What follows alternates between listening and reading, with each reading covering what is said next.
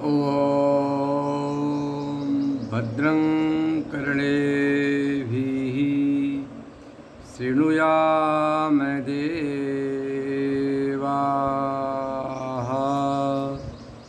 भद्रं पश्येमाक्षभिर्यजत्राः स्थिरैरङ्गैस्तुष्टुवागुंसस्तनूभिर्व्यसेमदेवहितं यदायुः स्वस्ति न इन्द्रो वृद्धश्रवाः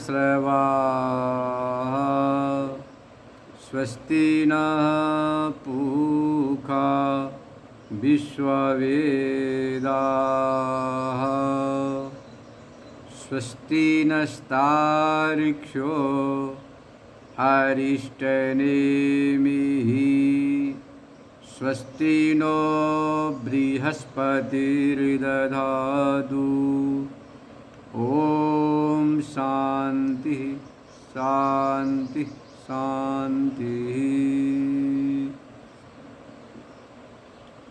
पतित पावनी कलश भंगिनी माँ गंगा के तट पर समस्थित श्री विद्यालोक न्यास हरिद्वार से आप नित्य स्वाध्याय श्रवण करते हैं। ब्रह्मसूत्र के द्वितीय पाद के छठवां अधिकरण चल रहा है, का नाम अदृश्यत्वाधिकरण है। 21वां सूत्र उच्चारण कर लें। अदृश्यत्वादिगुण को धर्मोक्तो अदृश्यत्वादिगुण को धर्मोक्ते है।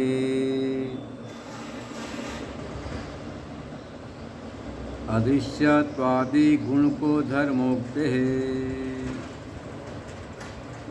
इस अधिकरण में विचार यह चल रहा है, यह जो अदृश्यत्वादि है गुण वाला, वह परमात्मा है, न कि प्रधान। यत्तत् अदृश्यम अग्राह्यम, श्रुति में जो अदृश्यत्वादि का गुण वालों का जो भूत योनि है वह परमात्मा ही है, प्रधान नहीं है। क्योंकि यह सर्वज्ञ सर्वविद इस ज्ञानमय तप जो कथन किया है, स्तुति में कहा गया धर्म है, वह प्रधान में सर्वज्ञत्वादि बन नहीं सकता है। इससे क्या सिद्ध हुआ कि अदृश्यत्वादि जो कथन है वह परमात्मा के लिए है। यह मूल प्रसंग है। आगे देखिए। अथ परा या तदक्षरम अधिगम्यते, जो दो विद्याओं का कथन किया गया था, परा और अपरा। जिस परा विद्या के द्वारा उस अक्षर अविनाशी परमात्मा का साक्षात्कार होता है, और अपरा विद्या जो यह संसार है, इन चीज़ों को वर्णन करने वाली है, ऋग्वेदाय लक्षण है। या तद अक्षरम अधिगम्यते, यहाँ से प्रारंभ किया था, फिर आगे बताया था यत्तत् अदृश्यम अग्राह्यम अगोत्रम अवर्णम अचक्षुश्रोत्रम तदपाणिपादम नित्यं विभुम सर्वगतम सुसूक्ष्मं तदव्ययम यद्भूतयोनिं परिपश्यन्ति धीराः। मुंडकोपनिषद। अदृश्य है जो दृष्टि का विषय नहीं है, अग्राह्य जो कर्म इंद्रियों का विषय नहीं, अगोत्रम से निषेध कर दिया कि सर्व संबंध रहित है, अवर्णम स्थूल शरीर नहीं है, चक्षुश्रोत्र आदि से रहित है, अपाणिपाद है, इसमें कोई इंद्रियों का प्रवेश नहीं, नित्य है, विभु है, सर्वगत है, अत्यंत सूक्ष्म है, अव्यय विनाशी है, संपूर्ण भूत प्राणी का योनि है, ऐसा जो परमात्मा उसको धीरा परिपश्यन्ति, जो धीर है विवेकी उसका दर्शन साक्षात्कार किया करते हैं। अब संशय होता है किम अयम अदृश्यत्वादि गुण को भूत योनि प्रधानम सद शारीर औषित परमेश्वर। भूत अदृश्यत्वादि गुण वाला जो भूत प्राणी का योनि है, प्रधान है, अथवा शारीर मतलब जीवात्मा है, विज्ञानात्मा अथवा परमेश्वर। प्रधानम अचेतनम भूत योनि। पूर्व पक्षी कहता है जो प्रधान या चेतन है वही भूत योनि है, क्योंकि अचेतन का दृष्टांत दिया गया। अचेतन के दृष्टांत देने से उसी को लेना चाहिए। यथोर्नाभि सृजति गृह्णते च यथा पृथिव्याम औषधयः संभवन्ति यथा सतः पुरुषात् केशलोमानि तथा अक्षरा संभवन्ति यह विश्वम। जिस प्रकार से मकड़ी अपने मुख से लार निकाल कर बड़ा भारी एक प्रकार के अपने ढंग से अपना महल निर्माण करती है, जिसको आप जाला बोलते हैं, पुनः उसी को निगल भी जाती है, सीते गृह्णति। ऐसे ही वह परमात्मा जो सत्य है उससे ही ये पूरा संसार पृथ्वी आदि सब संसार उत्पन्न होता है। यहाँ पृथ्वी से उपलक्षित पूरा संसार है, सब उत्पन्न होते हैं। तथाक्षरा संभवन्ति विश्वम। अक्षर अविनाशी से इसका तो विनाश नहीं होता है, पूरे विश्व का उद्गम अविभव होता है, सर्जन होता है। ननु ऊर्णाभि पुरुषश्च चेतना। यह दृष्टांत तीनोपातो।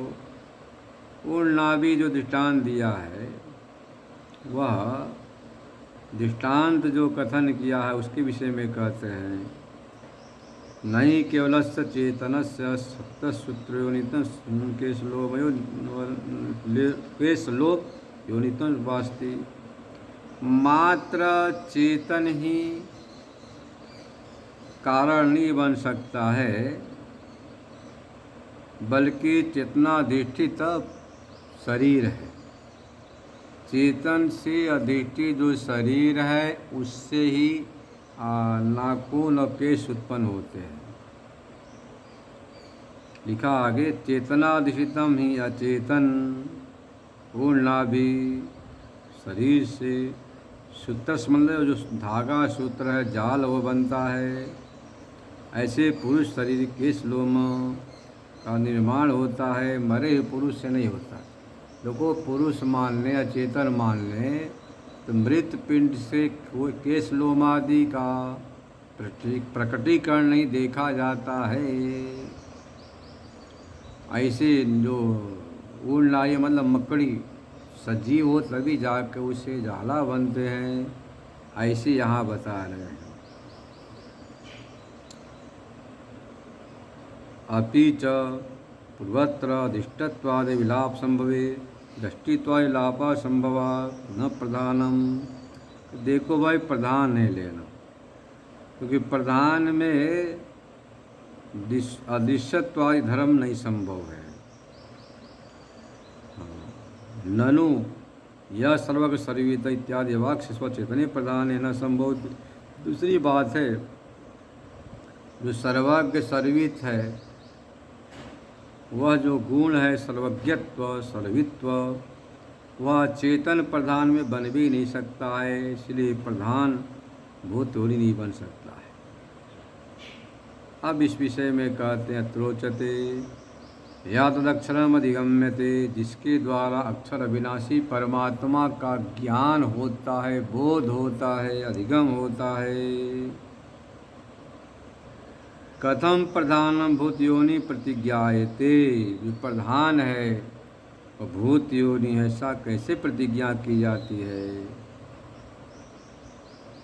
तो देखो भाई अक्षर शब्देन अदृश्यत्वाद गुणकम भूतनि सावित्वा। अक्षर शब्द से जो अदृश्य है, जो दृष्टि का विषय नहीं है, इंद्रियों का विषय नहीं है, अग्राह्य है, इन गुणों वाला जो संपूर्ण भूतों का जो योनि है, कारण है, उसको सुना करके अंत में स्वाविष्टि सुनाएंगे। क्या सुनाएंगे? अक्षरात् परतः पर, मुंडकोपनिषद में आगे बताएंगे, जो अक्षर से पर से भी पर है।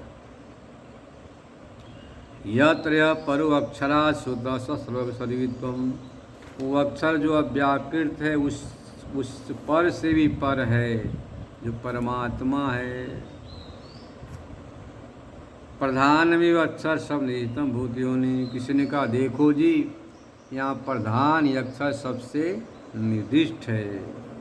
यदि ऐसा होगा तो आक्षेप करते हैं योनि शब्दों निमित्तवाची तदा सारी रूप भूतनिशा, तो फिर तो योनि शब्द निमित्तवाचक हो जाएगा और ऐसा भी जीवात्मा होने लग जाएगा। क्योंकि धर्माभ्याम भूत जात से उपार्जनादिति, धर्माधर्म से ब्रह्मांड का निर्माण होता है। प्रत्येक जीवात्माओं के पुण्य पाप से, धर्माधर्म से उसका अनुकूल संसार का सृजन होता है। इसलिए यदि वैसा कहोगे तो उसको भी ग्रहण करने की आपत्ति आ जाएगी, इसको जीवात्मा की। इस प्रकार से प्राप्त होने पर सिद्धांति कहता है कि देखो जी, यहाँ पर अदृश्यत्वाद गुण वाला भूतयोनि परमेश्वर, ये दूसरा नहीं हो सकता है। श्रुति कहती अक्षरात् संभवन्ति विश्वम, अक्षर से पूरे ब्रह्मांड का निर्माण होता है, निष्पत्ति होता है, ऐसी श्रुति भी कहती है। तस्मात् एतद् ब्रह्म नाम रूप अन्नम च जायते, उसी ब्रह्म से नाम रूप अन्न पूरा संसार का सृजन सुना जाता है। येन अक्षरम पुरुषम वेद सत्यम प्रभाताम तत्त्वतो ब्रह्म विद्याम, जिस विद्या के द्वारा अक्षर सत्य विनाशी परमात्मा का बोध होता है, उसी विद्या को तत्वतः प्रभात पल्लव कहा है। आगे भी इस बात का कथन किया गया है, इसी बात को याद दिला रहे हैं। द्वे विद्ये वेतव्ये पराच पराच, दो विद्या जानना चाहिए, परा और अपरा। इसके बाद कहा पराया, परा से युद्ध अक्षर का अधिगम होता है, तो परापर विद्या का वहाँ विस्तार से वर्णन किया गया है। इससे सिद्ध होता है वही है। आगे भी कहा है कस्मिन्नु विज्ञात सर्वमिदं विज्ञातम भवति, मुंडकोपनिषद में, किस एक तत्व को जान लेने के बाद सबको जान लिया जाता है। देखो भारतीय विद्या कितनी महान थी कि इस एक तत्व के जान लेने से सबको जान लिया जाता है। वह कौन सा तत्व है जिसको जान लेने के बाद सब कुछ जान लिया जाता है, कुछ शेष नहीं रहता है। बहुत दृष्टांत दिया, जिस प्रकार से आपने जान लिया कि सारे ये पात्र स्वर्ण के हैं, एक को जानने के बाद सबका बोध हो जाता है कि सब स्वर्णमय, स्वर्ण के उपादान वाले हैं। आपने घड़ा को जान लिया कि मिट्टी का है, अब सारे घड़ों का ज्ञान होता है कि सब मृण्मय है, मिट्टी के हैं। स्वयं विज्ञातम भवति, सारे घड़ों का बोध हो जाता है सब मृण्मय है, मिट्टी के घड़े हैं। खाली नाम रूप अलग है कि घड़ा है, कुल्लर है, सकोरा है, उदंचन है, खिलौना है, और सब मिट्टी के उपादान वाले हैं, मिट्टी से बने हैं, और टूटने फूटने के बाद मिट्टी ही हो जाएंगे। इसी प्रकार से पूरा ब्रह्मांड उसी परमात्मा से उत्पन्न हुआ है।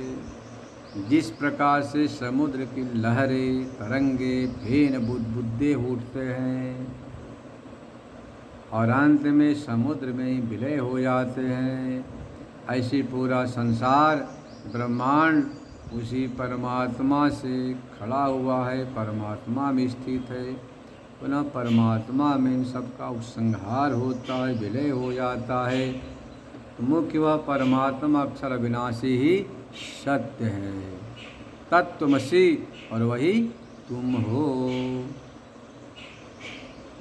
तुम पांच भौतिक शरीर नहीं हो, इस पंचभूतात्मक पिंड है।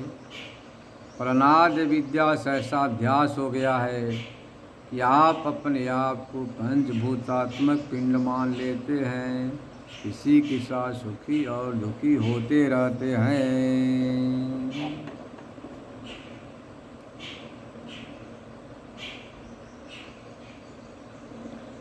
सब ब्रह्म विद्याम सर्वविद्या प्रतिष्ठा थोड़ा जे पुत्राय प्राह आगे भी कहा है। यह जो ब्रह्म विद्या है उसको अपने ज्येष्ठ पुत्र अथर्व को कहा। इस परंपरा से यह विद्या कहाँ, यह बात यहाँ बता दिया गया है विद्या के परंपरा को। आज की जो विद्या है वह तो अनित्य है। अपरा विद्या का निंदा करके निंदित्वा च पराम विद्या तो विरक्तस्य पर विद्याधिकारं दर्शयति। देखो, पहले अपरा विद्या का अध्यारोपण किया, अपरा विद्या का विस्तार से वर्णन किया और अंत में कहा देखो भाई, अपरा विद्या गति मात्र संसार तक ही सीमित है, इसके आगे इसका कुछ भी पहुंच नहीं है। तो अपरा विद्या का विस्तार से वर्णन करने के बाद फिर निंदा कर दिया। ये अनित्य है, क्षयिष्णु है, विनाशी है, हेय है, त्याज्य है, परिणाम सुख दुख है। उससे विरक्त होने के बाद ब्रह्म विद्या का चित्रण किया। परीक्ष लोकान करम चेतान ब्रह्मणो निर्वेदमायात्नाते कृता कृतेन तद विज्ञान गुरुमेवा विगच्छेत श्रोत्रियम ब्रह्मनिष्ठम। भाई, इस संसार का परीक्षण कर लो। संसार क्या है? स्वार्थ लागे कर ही सब प्रीति, इतना ही है। इसी को उपनिषद की भाषा में कहा गया है, आत्मनस्तु कामाय सर्वं प्रियं भवति। नवा अरे जाया ये कामाय जाया प्रियो भवति, आत्मनस्तु कामाय जाया प्रियो भवति। पत्नी की कामना के लिए पत्नी प्रिय नहीं होती है, बल्कि अपने अनुकूल होने से पत्नी प्रिय है। पुत्र की कामना के लिए पुत्र प्रिय नहीं है, बल्कि अपनी कामना के लिए पुत्र प्रिय है। पूरा संसार ही यह कैसा है तो बता दिया कि आत्मनस्तु कामा, अपनी कामना के लिए, इच्छा की पूर्ति के लिए है, तब तो प्रिय है, अन्यथा कोई मतलब नहीं, तलाक दे देते हैं। परीक्षण करके निर्वेदम मतलब वैराग्य भाव को प्राप्त होता है, तो निश्चय करता है जो हमारा मोक्ष इन कर्मों का विषय नहीं है, उसको जानना है। तो क्या करना पड़ेगा? गुरु सदन तद विज्ञानार्थ गुरु मेवा विगच्छेत। उसको जानने के लिए सद्गुरु के शरण में जाना पड़ेगा। वहाँ जाने के बाद समित पाणिम जाए, श्रद्धा भक्ति पुरस्सर जाए। अच्छा, गुरु कैसा हो? श्रोत्रियम ब्रह्मनिष्ठम, आश्रम निष्ठ न हो, मंडलेश्वर निष्ठ न हो, संसार निष्ठ न हो, गाड़ी निष्ठ न हो, मान सम्मान में निष्ठा वाला न हो। आजकल वही तो गुरु देखे जाते हैं, इसको आप गुरु बनाते हो। आज जो आप इसको गुरु बनाते हैं, क्या देखते हैं? कितनी बड़ी गाड़ी है, कितना बड़ा ऐश्वर्य है, कैसा वैभव है, आसन कैसा है, वासन कैसा है, इसके परिकर कैसे हैं, कितना विशाल आश्रम है, कितना अच्छा प्रवचन करता है, कितने अनुयायी हैं। यह सद्गुरु की कसौटी नहीं, मापदंड नहीं है। श्रोत्रिय ब्रह्मनिष्ठ होना चाहिए। प्रत्येक आदमी को बैराग हुआ तो कहा, मंत्री महोदय पता लगाओ अच्छे सद्गुरु कौन है जिनसे मैं दीक्षा लूँ। बड़े बड़े ज्ञानियों के बाद मंत्री ने कहा, महाराज आपके राज्य में गंगा किनारे एक बड़े अच्छे तपस्वी हैं। पूछा क्या, कैसे रहते? बोले पर्ण की कुटिया है, टूटी फूटी खाट है, चटाई पर बैठ के हैं, दिन भर भजन करते रहते हैं, बड़े अच्छे ब्रह्मनिष्ठ हैं। राजा ने कहा राम राम। शेठ जी ने कहा राम राम, उनको गुरु नहीं बनाऊंगा। लोग क्या कहेंगे कि ऐसा दिन आ गया, कैसे को गुरु बनाया, बड़ी बदनामी होगी। मंत्री बहुत बुद्धिमान थे, समझ गए। अब हरिद्वार आए, बोले चलो महाराज हरिद्वार। तो बोले वहाँ कैसा क्या? बोले बड़े बड़े महामंडलेश्वर है, चांदी का सिंहासन है, चांदी के बर्तन है, चांदी के चम्मच है, हीरे के समझो कि गिलास है, स्वर्ण पात्र है, बड़ा ठाठ बात, तो चमर झुलाते हैं, चलने के लिए बड़ी भारी गाड़ी घोड़े हैं। तो हाँ ये हमारे लायक है। तो नारायण गुरु की कसौटी श्रोत्रिय ब्रह्मनिष्ठ है, न कि संसार का ऐश्वर्य। और दुर्भाग्य आज के बड़े बड़े सेठ साहूकार, राजा के समान नेता उपनेता भी, अभिनेता भी वही देखते हैं कि ठाट बाट कैसा है, रहन सहन कैसा है, खान पान कैसा है, ऐसा समझकर उसी को सद्गुरु बनाते हैं। तो भला कैसे शांति मिलेगी? संभव नहीं है शांति मिलना।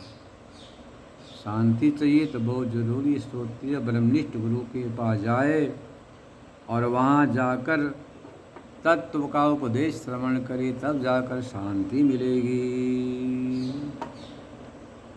ये बात तस्मात् अविश्यत्वादी जो धर्म है वह भूत योनि परमेश्वर परमात्मा ही है। विशेषण भेद व्यपदेशाभ्याम च नेतरौ। विशेषण भेद व्यपदेशाभ्याम च नेतरौ। विशेषण के भेद से भी कहते हैं जीव और प्रधान नहीं हो सकते हैं। इस सूत्र में ऐसा कथन किया। विशेषण क्या है? तो दिव्यो ह्यमूर्त पुरुष स बाह्यभ्यंतराज, प्राणो ह्यमना शुभ्र कहा गया है। ये दिव्यत्वादि विशेषण जीव में संभव नहीं है।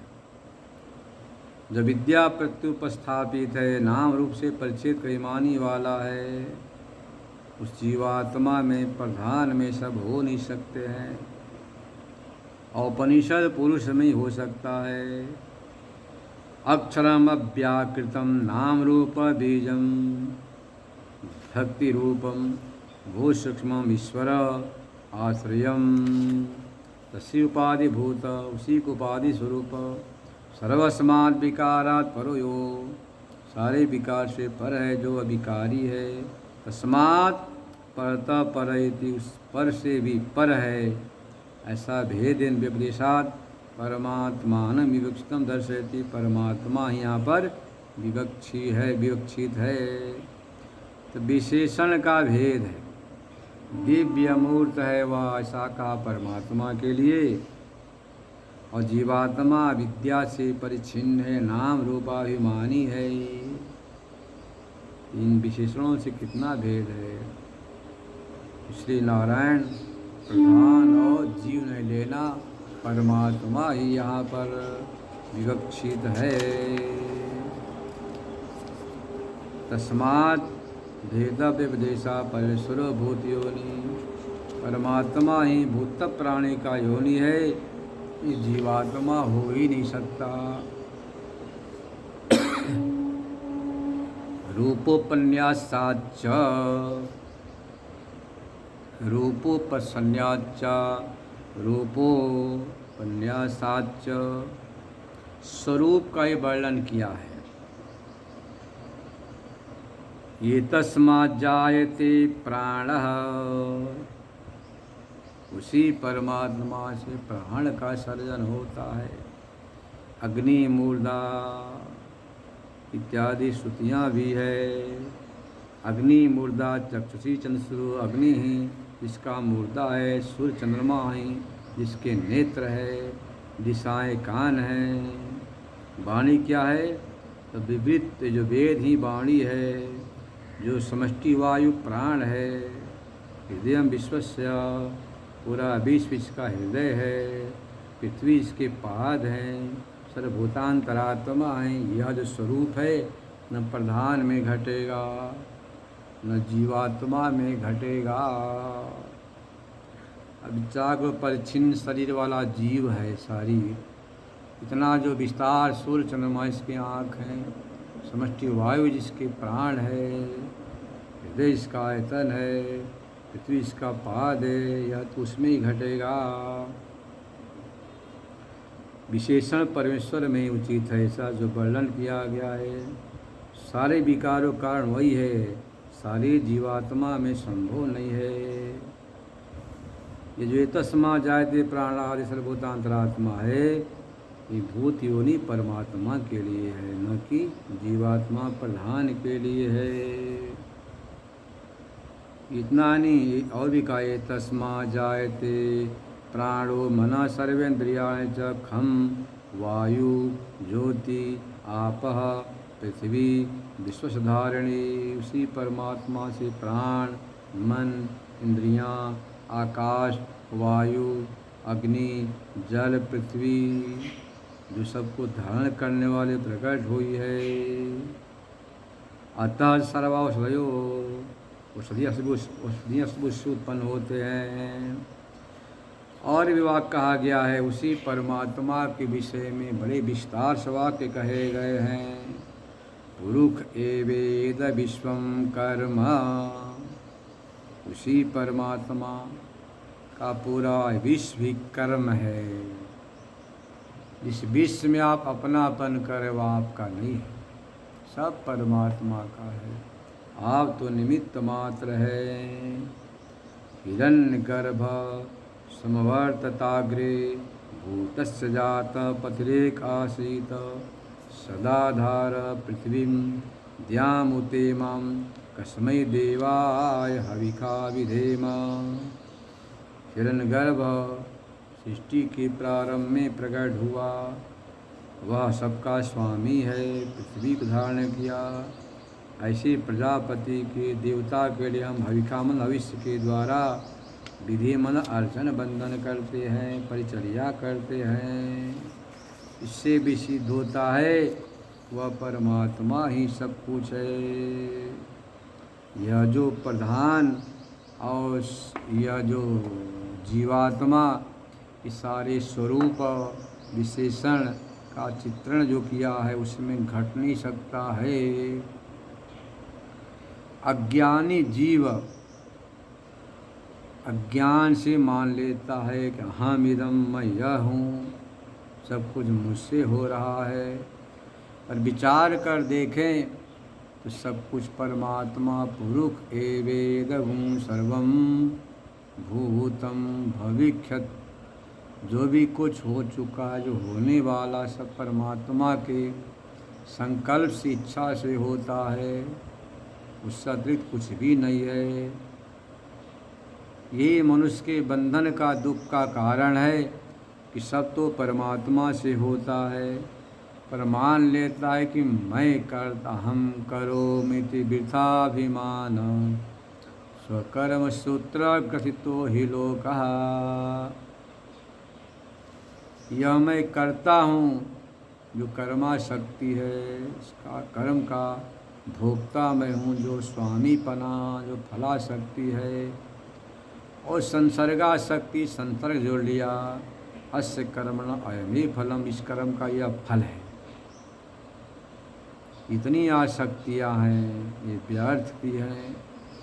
अच्छा विचार करो, आप किस तरह से चित ज्योति अलग हो जाए, आप कुछ भी नहीं कर पाओगे। यहाँ तक एक डग भी पग नहीं चल पाएगा। उस आत्मा ज्योति के बिना एक डग भी पग नहीं चल सकता है। और आप व्यर्थ का ईमान करते हो कि मैं यह हूँ, ऐसा हूँ। जन्म का ईमान, जाति का, कुल का, खानदान का, ऐश्वर्य का, संपत्ति का, धन का, दौलत का बड़ा भारी अभिमान होता, यह मैं हूँ, यह मेरा है। ये अभिमान तो बंधन का कारण है। चाहे ईमान शुभ कर्म का व अशुभ का दोनों ही बंधन में डालने वाला है। शुभ कर्म का ईमान भी होता है, इसलिए शास्त्र में कहा गया है धर्म छर्ति संकीर्तना। यदि आपने सत्कर्म किया, बार बार अपने मुख से संकीर्तन किया, हमने ऐसा किया, वैसा किया, ये किया, वह किया, ऐसा संकीर्तन करने से धर्म छरति, धर्म का क्षरण हो जाता है, उसका नाश होता है। श्री नारायण अपने धर्म का भी बार बार संकीर्तन नहीं करने का, उससे पुण्य का क्षरण होता है। धर्म छरति संकीर्तना। अभिमानी पुरुष जब तक 10 को नहीं बताएगा मैंने यह किया, वैसा किया, इतना दान किया, पुण्य किया, अनुष्ठान किया, रुद्राभिषेक किया, तब तक वो हजम नहीं होता है और संकीर्तन से पुण्य क्षीण होता है। अभिमान ही बंधन का कारण है। अभिमान शून्य होना परम आनंद का जड़ है।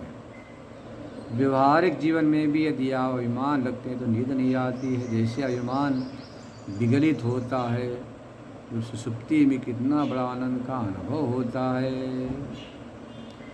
जब तक मनुष्य अपने को भरने की आदत डालता रहेगा और यह हो वह हो, यहाँ तक कि जब और कर लो, ठान और कर लो, ऐसा और कर लो, वैसा और कर लो, ये सकारात्मक अभिमान।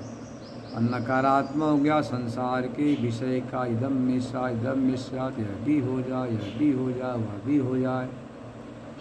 यही तो आपके दुख का, विषाद का कारण है। इसलिए भगवान ने कह दिया त्रैगुण विषया वेदा निस्त्रैगुण भवार्जुन। वेद तो 3 गुणों को प्रतिपादित करते हैं कि अर्जुन तू निस्त्रय गुण हो जाओ, परमानंद को चाहते हो तो। प्रत्येक प्राणी आनंद को ही चाहता है, पर आनंद का जो पथ है उस पथ पर कदम नहीं रखता है। कदम रखता तो अभिमान कर लेता है। तो अभिमानम सुरापान, अभिमान को त्यागना ही सबसे बड़ी साधना है। जिस दिन अभिमान त्याग कर दें उसी दिन, उसी क्षण आपको परम आनंद की झरना झरने लग जाएगा।